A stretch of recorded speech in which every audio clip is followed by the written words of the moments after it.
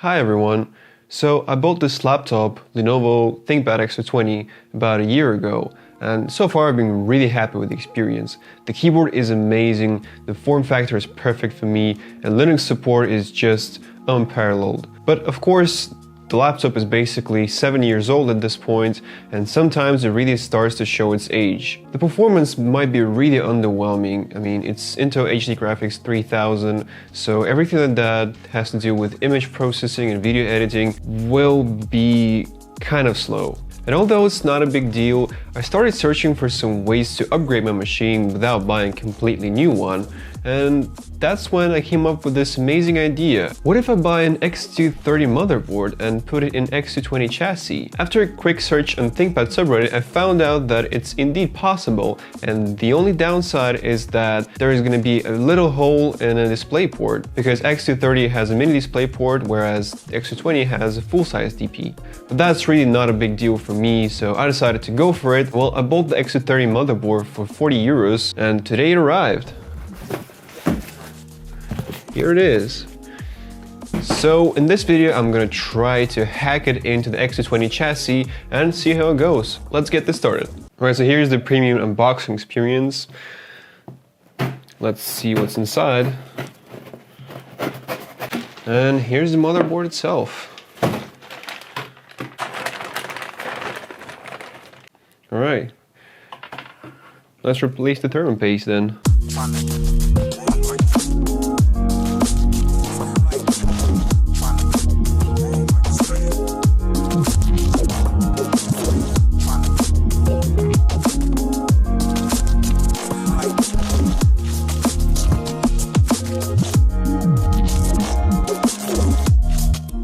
So now that the thermal paste is replaced, we need to disassemble the X220 and replace the motherboard. The problem is I'm still going to use the old X220 keyboard, and in order to use the 20 series keyboards on 30 series ThinkPads, you will need to do some modifications to the pinouts of the keyboard.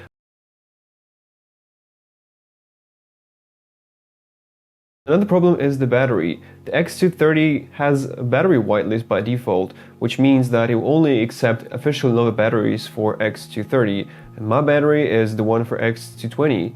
So we will need to flash the EC controller to take care of the keyboard compatibility and battery whitelist.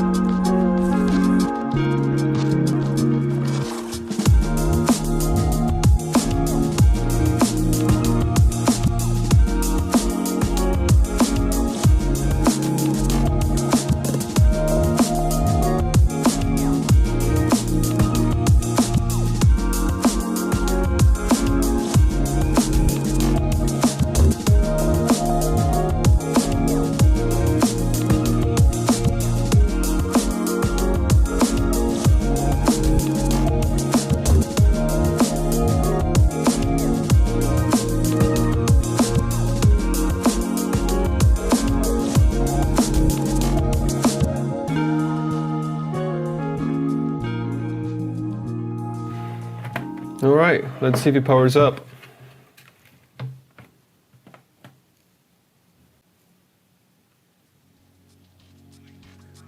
Yep.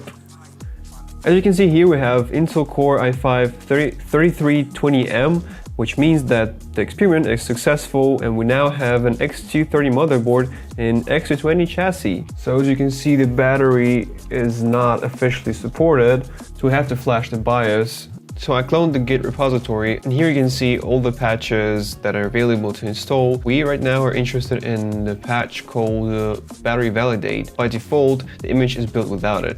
So what we need to do is we'll need to enable it by renaming it and removing the off at the end of it. Like this. And now let's build the image. So first of all, let's make list laptops. And now make patched X230 IMG. It's going to download the original BIOS image from the known website. As you can see, the patches are applied. And what we need to do now is we need to flash this ISO or IMG that we got onto an USB drive and then boot from it.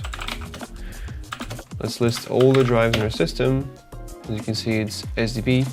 And now let's sudo dd if X230 patched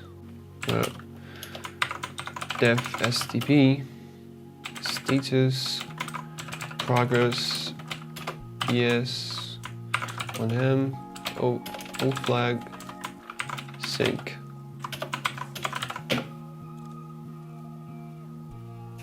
Alright, let's now boot from this USB drive and flash the BIOS.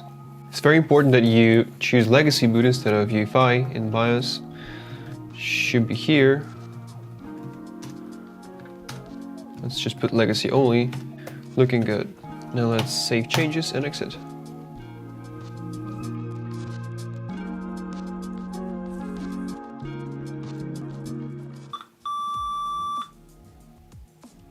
Okay, so that's done. And now let's see if it helped with the battery.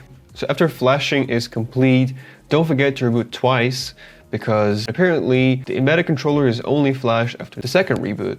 And as you can see, now the battery is shown as charging, and so the flashing was successful. So the Frankenpad is now complete, and it took less time than I thought it would, and I would say it was completely worth it. And yeah, I'm pretty happy with the result. So as usual, thank you for watching this video, and I'll see you in the next one. Actually in part 2, where I'm going to install Coreboot on this machine. So yeah, stay tuned for the new one. Bye!